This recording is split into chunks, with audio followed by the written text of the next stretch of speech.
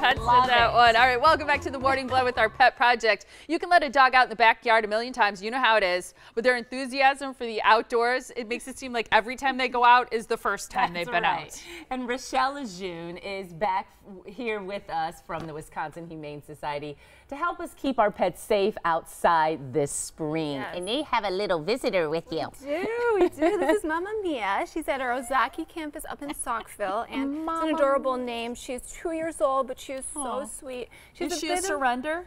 Yes, she was transferred to us. So she's a bit of a wallflower, a little bit, you know, camera shy, but yeah, I can see she's looking around. Really sweet, and she's absolutely just a love bug. Very quiet. I think she'll do great with a home with, you know, a quiet household, quiet family, and she's really affectionate. So she's just wonderful, and she loves sitting on laps and tummy rubs. So. I can see that she's kind of burying into you a little bit. Yes, very attached. I saw Onita in our studio a little while ago. She works here at today's TMJ4, and I know it's going to be a cute pet when I see her around.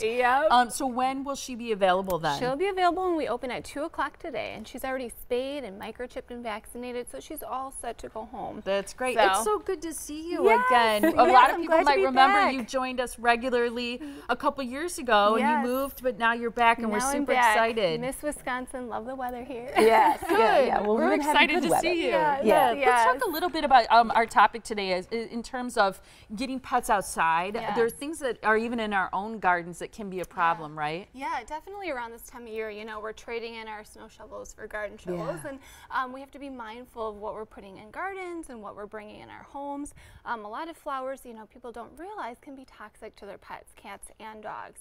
So especially around this time of year, lilies, those tend to be most noteworthy because they are highly toxic to cats. They can actually cause severe and acute kidney failure within a matter of days. So like day lilies as well as regular lilies. Easter lilies, tiger lilies. All species. All a problem for cats. Cats, yes, highly toxic to cats. All parts of the lily, the stem, the flower, the petals, the leaves, everything, you know, so you really have to be careful with those.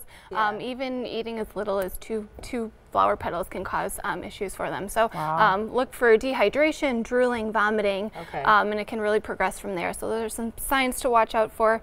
Also tulips and azaleas.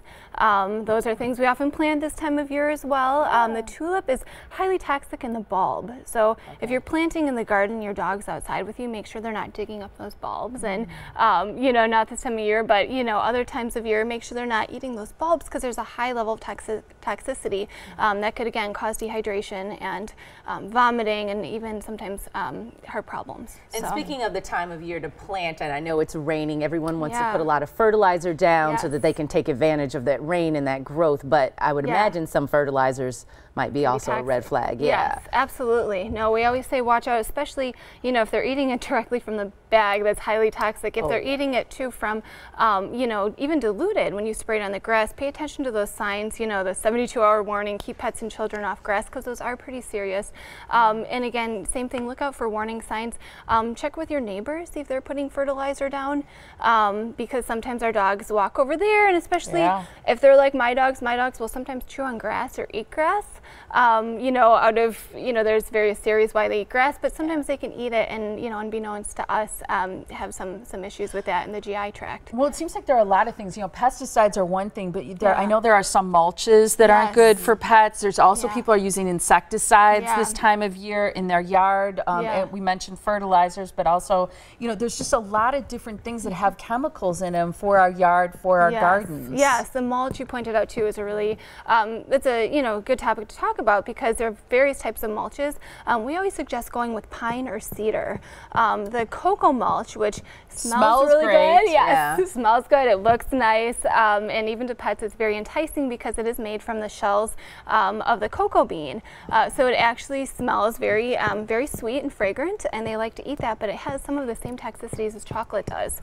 So those are things to watch out for too. If you or your neighbors, or even going on a walk and your dog, you know, grabs some mulch mulch. That's what I was going to say, yeah. When you're out in other people's yards or areas, that's kind of hard. Exactly. Yeah. To monitor them. We always say never leave them unsupervised. If you're at a, family friend barbecue and you're out and about, just make sure you're watching your animals, because they may not have pets in the home and you do, and you bring your animals over and they ingest something that could be toxic. So And so what would we do though if we thought that they may have ingested something, or now that you're just not sure? Right. Yep. Definitely looking out for those signs. Be very, pay very close attention.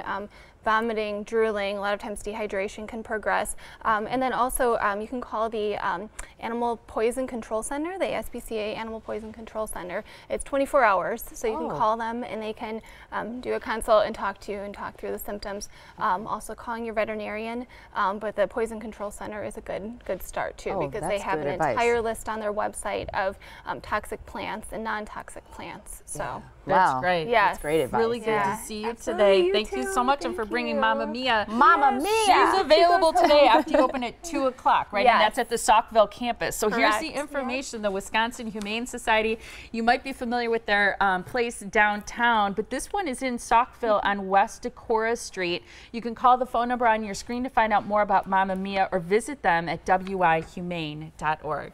Thank you so much. Thanks, Mammamia, for being on the yellow couch. You're a cutie pie. Yeah, Mammamia is like, stay here. Yeah, you're going to find a great home.